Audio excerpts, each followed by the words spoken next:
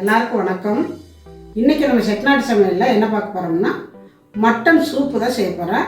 Mutton soup அதாவது முன்னாடி பழைய ஆளுகள்லாம் எப்படி செய்வாங்களோ அதே மாதிரி இன்றைக்கி நான் உங்களுக்கு செஞ்சு காட்ட போகிறேன். எங்கள் அம்மாவெல்லாம் நாங்கள் சின்ன பிள்ளையாக இருக்கும் பொழுது இந்த சூப்பு வச்சு கொடுப்பாங்க. ரொம்ப நல்லா இருக்கும். அது இன்னமும் எனக்கு அது ஞாபகம் வந்துகிட்டே இருக்கும். அந்த கலரு, அந்த சாப்பிட்ட டேஸ்ட்டு நாக்கில் இப்போ சாப்பிட்ட மாதிரியே எனக்கு இருக்கும். எப்போவுமே அது மறக்கவே முடியாது. அதே மாதிரி சூப்பு தான் இன்றைக்கி நான் உங்களுக்கு செஞ்சு காட்ட போகிறேன். அன்றைக்கி கோழியாக இருந்தாலும் சூப் அப்படி தான் வைப்பாங்க. அதாவது கோழி நாட்டுக்கோழி அங்கே எல்லாம் வளர்த்துக்குவாங்க, அவங்கவுங்க வளர்ப்பாங்க. அந்த நாட்டுக்கோழியில் சூப்பு வைப்பாங்க, ரொம்ப நல்லாயிருக்கும். அப்போ ப்ராயர் கோழியெல்லாம் இல்லை, இப்போ தான் அது வந்திருக்கு.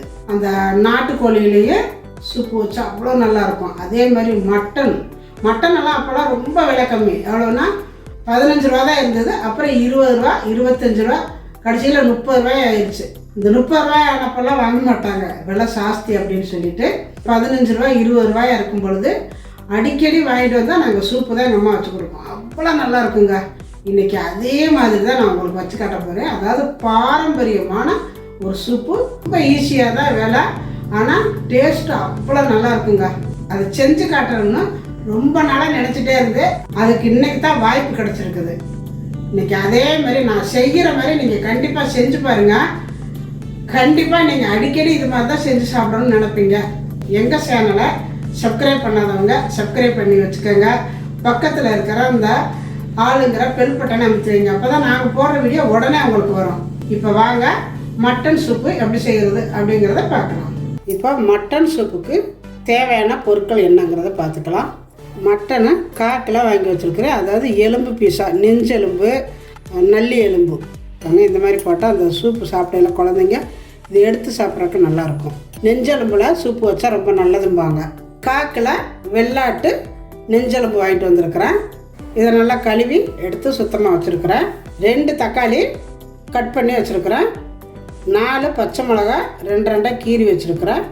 சின்ன வெங்காயம் கொஞ்சம் பெருசாகவே வெட்டி வச்சுருக்கிறேன், பொடியாக வெட்டணுங்கிறது இல்லை. இஞ்சி பூண்டு பேஸ்ட்டு, பட்டை, கிராம்பு, ஏலக்காய், சோம்பு, நட்சத்திரப்பூவு, பிரிஞ்சி இலை, அனாசிப்பூ எல்லாம் எடுத்துருக்கிறேன். 2 ஸ்பூனு சோம்பு எடுத்துருக்கிறேன்.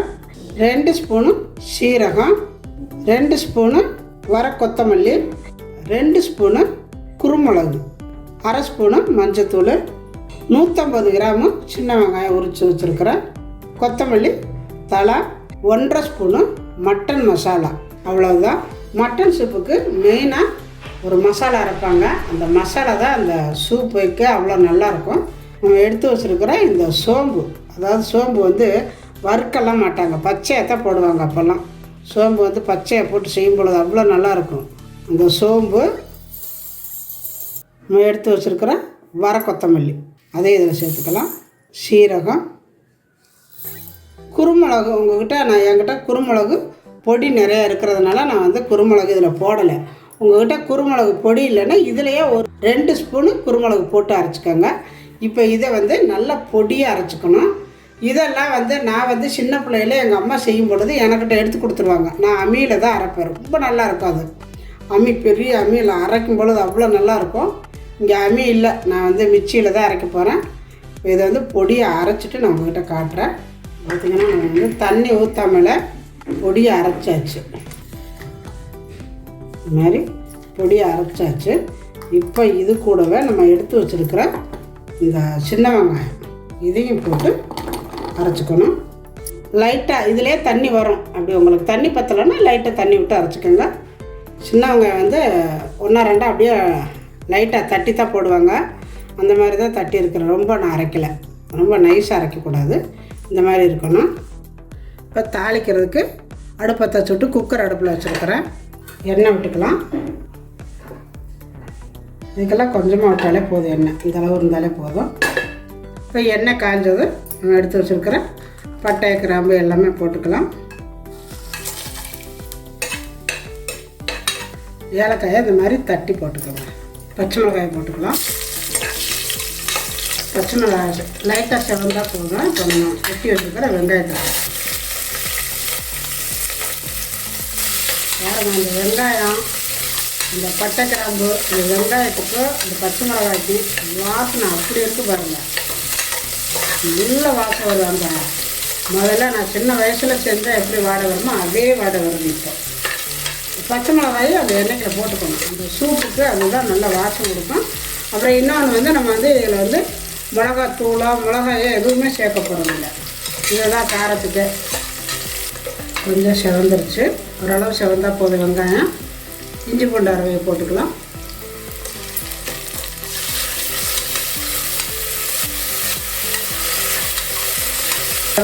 செவந்த உடனே தக்காளியை போட்டுக்கோங்க.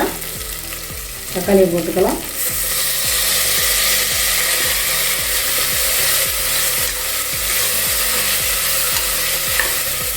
தக்காளி கொஞ்சம் வதங்கணும்.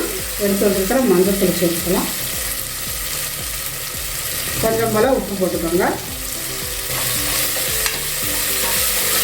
இதுக்கு வந்து தக்காளி நல்லா வதங்கணும் அப்படிங்கிறது இல்லை, லைட்டாக வதங்கினாலே போதும்.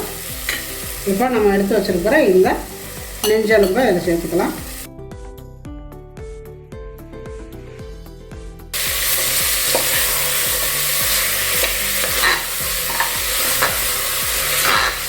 தக்காளி மசாலையெல்லாம் சேர்ந்து கொஞ்சம் லைட்டாக வதங்கட்டும்.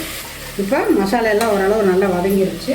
அரைச்சி வச்சுருக்கிற இந்த மசாலையை அதில் சேர்த்துக்கலாம்.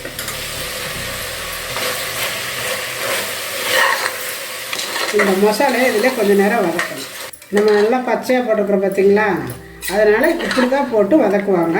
இப்போ இந்த மிக்ஸி சேரை கழுவி கொஞ்சம் போல் தண்ணி விட்டுக்கலாம். தண்ணி விட்டுட்டு இதில் தான் இந்த மசாலா பச்சை வாசம் போக வதங்கணும். அப்படியே அது கொஞ்சம் நேரம் வதங்கட்டும். இது மாதிரி நல்லா கொதிச்சதும் நம்ம எடுத்து வச்சுருக்கிற இந்த மட்டன் மசாலாவை இதில் சேர்த்துக்கலாம். எந்த அளவுக்கு சூப்பு தேவையோ அந்த அளவுக்கு தண்ணி விட்டுக்கோங்க. சூப்பெல்லாம் வந்து தண்ணியாக தான் இருக்கணும், கெட்டியாக இருக்கக்கூடாது. அதனால் இன்னும் கூட கொஞ்சம் தண்ணி விட்டுக்கலாம். போதும், அவ்வளோதான். போதும், அவ்வளவுதான். இப்போ மூடி வச்சு 5 விசில். இலை ஆட்டுக்கிடாதான், அதனால் எனக்கு 5 விசில் போதும். உங்களுக்கு எப்படிங்கிறத பார்த்துக்கோங்க. மட்டனெல்லாம் எப்படி இருந்தாலும் 5லேருந்து 7 விசில் இருந்து விடலாம். இப்போ அது இருக்கட்டும், நான் அப்புறம் காட்டுறேன்.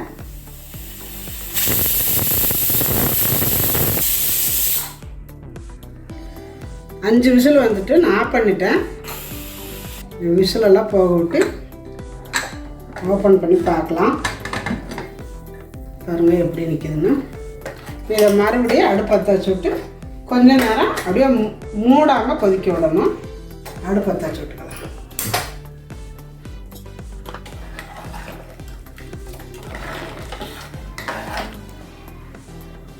பாருங்கள் நல்லா வெந்துருச்சு. இப்போ நம்ம எடுத்து வச்சுருக்கிற இந்த குருமிளகு இப்போ தான் தூவிக்கலாம்.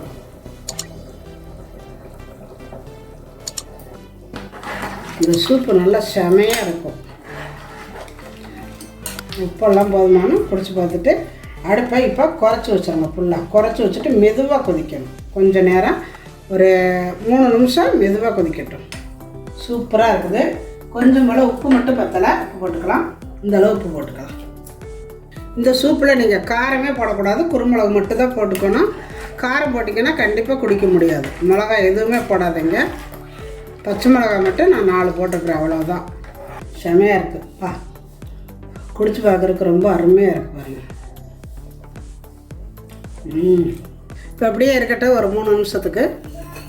இப்போ நம்ம ஸ்லோவில் கொதிக்க விட்டு நல்லா கொதிச்சிருச்சு, போதும். அப்போ ஆஃப் பண்ணிக்கலாம். நல்ல டேஸ்ட்டோட ஒரு சூப்பு, மட்டன் சூப்பு ரெடி ஆயிடுச்சு. இப்போ இதில் நம்ம இந்த எடுத்து வச்சிருக்கிற கொத்தமல்லி தழை எடுத்து வைக்கலாம். கொத்தமல்லி தூளை இன்னும் நல்ல ஸ்மெல் வரும்ல, சூப்பராக இருக்குல்ல. மாதிரி கொத்தமல்லி தழை நிறையவே தூவிக்காங்க, என்கிட்ட அவ்வளோதான் இருக்குது. தூவிட்டு ஒரு கிளறி விடுங்க. நல்லா அந்த மாதிரி கிண்டி விட்ருங்க சூட்டோடவே. பா நல்ல மனம் செமையாக இருக்குது.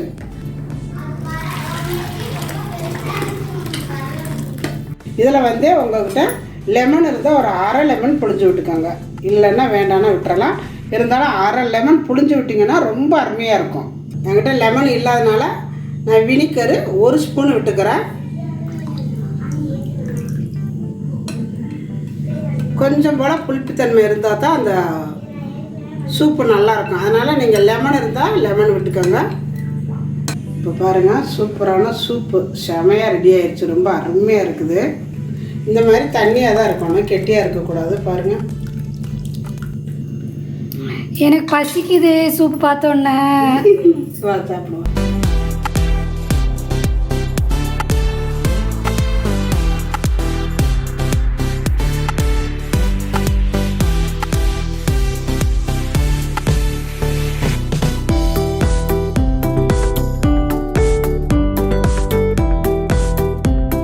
இப்போ பாருங்கள், நம்மளுடைய பாரம்பரியமான மட்டன் சூப்பு எப்படி செய்கிறது அப்படின்னு நான் உங்களுக்கு செஞ்சு காட்டியிருக்கிறேன். ரொம்ப அருமையாக வந்திருக்குது, ரொம்ப நல்லா இருக்குது. அதாவது சின்ன வயசு ஆகும், அவ்வளோ அருமையாக இருக்கும். அப்போ நம்ம சாப்பிடும்பொழுது அதே டேஸ்ட்டு, அதே மனம், அதே கலரு எனக்கு இன்றைக்கி வந்திருக்குது. ரொம்ப நல்லா இருக்குது. இதேமாரி நீங்கள் செஞ்சு பாருங்கள். கண்டிப்பாக இதுக்கு கொஞ்சம் போல் லெமனோ இல்லை வினிகரோ கொஞ்சம் போல் சேர்த்துக்கிட்டிங்கன்னா ரொம்ப நல்லாயிருக்கும். கடையிலலாம் அதை சேர்த்துக்குவாங்க, அப்போ தான் அந்த டேஸ்ட் இருக்கும். நம்ம வீட்டில் நாங்கள் அதெல்லாம் சேர்க்க மாட்டோம், லெமன் மட்டும் ஊற்றிக்குவோம். அப்போல்லாம் நீங்களும் லெமனே விட்டுக்கோங்க. என்கிட்ட இன்றைக்கி லெமன் இல்லைங்கிறதுனால தான் வினிகர் விட்டுருக்குறேன். இதே மாதிரி செஞ்சு பார்த்துட்டு எப்படி இருக்குன்னு எனக்கு கமெண்ட்டில் சொல்லுங்கள். இந்த வீடியோ பிடிச்சிருந்தால் லைக் பண்ணுங்கள், ஷேர் பண்ணுங்கள். செட்டிநாட்டு சமையலுக்கு சப்ஸ்கிரைப் பண்ணுங்கள். நன்றி, வாழ்க வளமுடன். இப்போ நான் சூப்பு சாப்பிட போகிறேன்.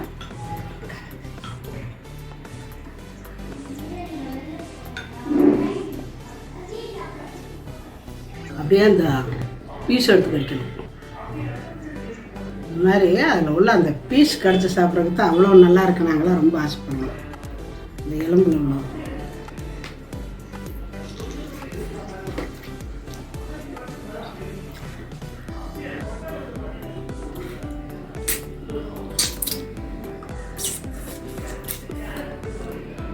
இதாங்க டேஸ்ட்டாக இருக்கும். ரொம்ப அருமையாக இருக்குது, சூப்பராக இருக்குது. இந்த எலும்பில் உள்ள பீஸ் அப்படி வாயில் வச்சோன்னா உள்ளே அப்படியே கரைஞ்சி போகுது. அவ்வளோ நல்லா இருக்குதுங்க.